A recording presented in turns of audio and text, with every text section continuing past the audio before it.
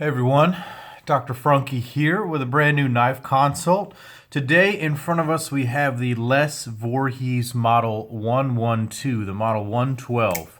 This is a neat little EDC custom knife that comes to me by way of my buddy Nico at today's_grail_tomorrow's beater. Very generous guy, sending me lots of knives through his collection. He acquired this one through a dealer. I can't recall which one at this time. Maybe he'll comment down below.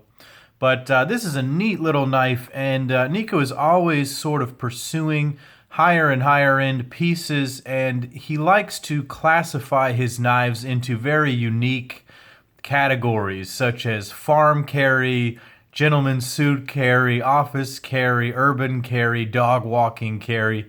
Each different sort of task that he might have during the day, he will sort of assign a knife to that duty. And this is certainly on that higher end sort of gentleman and suit carry kind of a situation going on here. So the Model 112 comes to us from maker Les Voorhies. Here's his card that came included with the knife here. Custom knives out of Faribault, Minnesota. So made in the USA here, and a very, very high quality piece here. On the back is sort of a certificate of authenticity showing that it was built in 2017 in March, and the blade steel is XHP. The Model 112 is actually a sort of modification of his Model 11. He makes a handful of models, and you can see them on his website. But this is sort of the second model of his Model 11, hence the name 112. And so he's made some minor adjustments, and you can see those sort of in pictures and in other descriptions and everything. So I'm going to move this card out of the way. Let's go ahead and bring out the ruler so you can see what we are looking at here. So up front, you've got about 3 inches of cutting length, probably 3¼ inches on the overall blade length, 3½ back to the pivot.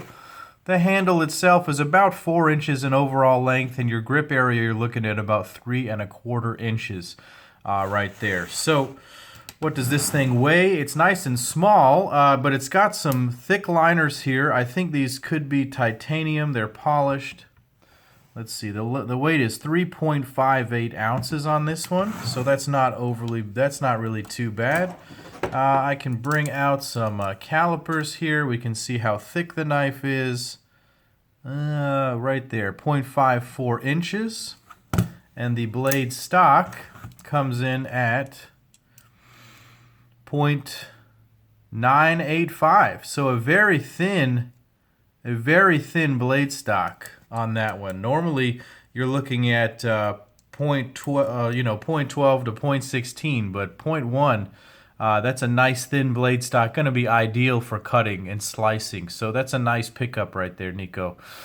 So again, up front, let's break this knife down anatomically. Up front, we've got that 3 inches of XHP cutting length right there, done in a beautiful hollow ground, satin finished recurve drop point. It's almost a clip point right there. It's a really beautiful looking blade. Very, very, very pleasurable to look at right there. He did a beautiful job. Both sides are lovely. I think I would have preferred to see the maker's mark on the clip side here. It's just a little bit more subtle, and it keeps the presentation side a little bit cleaner. But I suppose if you want to get your name out there, putting it on the front is totally fine. It doesn't really detract massively from the overall knife. It does give the maker's mark right there. It's got a nice little sharpening choil done in a very unique way right there. Just a little chunk of the blade cut out right there. It does appear to have an area that you could use as a forward finger choil. This might work with somebody who's got slightly smaller fingers than I do, but I don't feel like my finger is about to get cut on the blade as I do sometimes. With that chunk of the sharpening choil taken out, it gets rid of that dangerous spot right there. And it is comfortable in a grip like this. And that helps in somebody who's got a bigger hand like I do to carry a smaller knife like this, to have multiple gripping positions. So that's actually very, very nice. The flats are done in a horizontal, nicely done satin finish, almost to a mirror polish. It's a higher level satin than the primary bevel right there. It's really pretty. Moving back to the pivot, it runs on ball bearings, and it is a flipper. Now, this is probably my absolute favorite part of this knife, and that is the detent and the deployment. So listen to the detent here. Snappy. And then the action is incredible. Once you break the detent, that knife blade is going to fly out. And it's got a sort of a strong detent, not overly strong, but excuse me, it's very snappy, and it's one of the most wonderful detents I've ever experienced on any knife ever. It's actually very impressive. There's no way to really describe it well, the snappiness of it. It's just a sharp detent. When it breaks, the knife is going to open. A lot of other knives, there's some guesswork involved on that, but this one is very clear. Once you break the detent, it's going to come open. So really, really like that. It's not a free-falling blade. It's not quite that smooth. You do have to sort of push it back into place. That might wear in over time, but that makes that detent doubly more impressive that it just flies out like that. So very cool. Very, very nicely done on that. The pivot hardware is beautiful, and it's got a pivot collar done in Mokume. So that's what these inserts are over here. Let's go ahead and talk about these beautiful, beautiful handles. This is a combination of materials that I had never seen and I think is absolutely elegant and stunningly beautiful. This is copper shred carbon fiber. Yes, that's true. It is just like my Jason Guthrie Scout right here, which I'm going to go ahead and bring out. But you can see there is a little bit of a difference in the way that these gentlemen have finished these knives. So my Scout has got that copper shred, but it's more of a matte finish.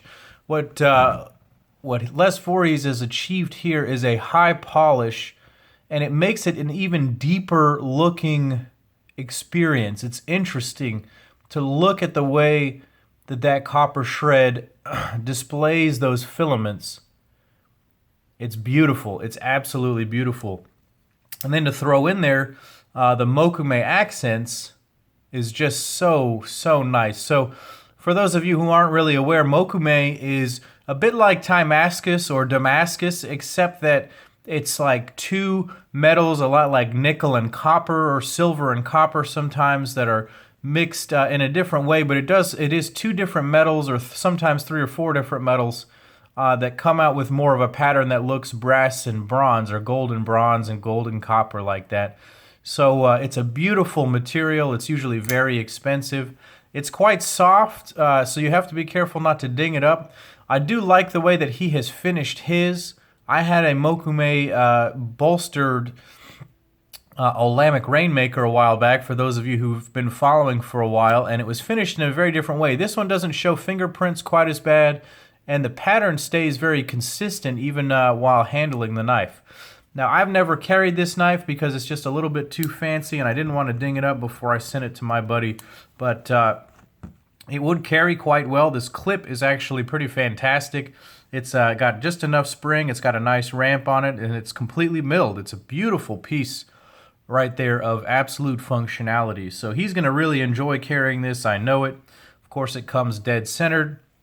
And on the back, there is a beautiful back bar done in Mokume. So this is just a very, very beautiful knife. I brought out the Scout here for a size comparison. Let's bring out some other knives that are a little bit more common.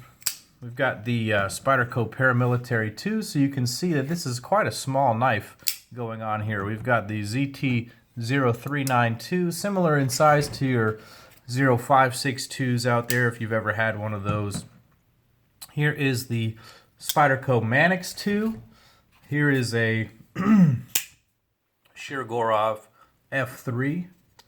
How about an Olamic Busker? Here's a neat little knife. This one's going to have a video. Let's bring out another little gentleman's knife that I've got right here. The Gareth Bull Shamwari. Small knife right there. So maybe you're getting a sense of kind of what this knife looks like. How about another front flipper, the Kaiser Feist, for another small knife comparison. So a nice EDC size, a nice gentleman's folder size, and a very, very snappy action. While I may not purchase this knife for myself, I am eternally grateful to my good friend for sending this along for a knife consult. It is a beautiful piece of craftsmanship, and Mr. Voorhies' work is now definitely on my radar. I'm going to be checking out his work a lot more closely. So thanks for watching, guys. Go ahead and follow me on Instagram at Dr. Frunkey. Follow my buddy at todaysgrail_tomorrow's_beater. Check out Voorhies Knives. Click like and subscribe to my channel here. And as always, take care.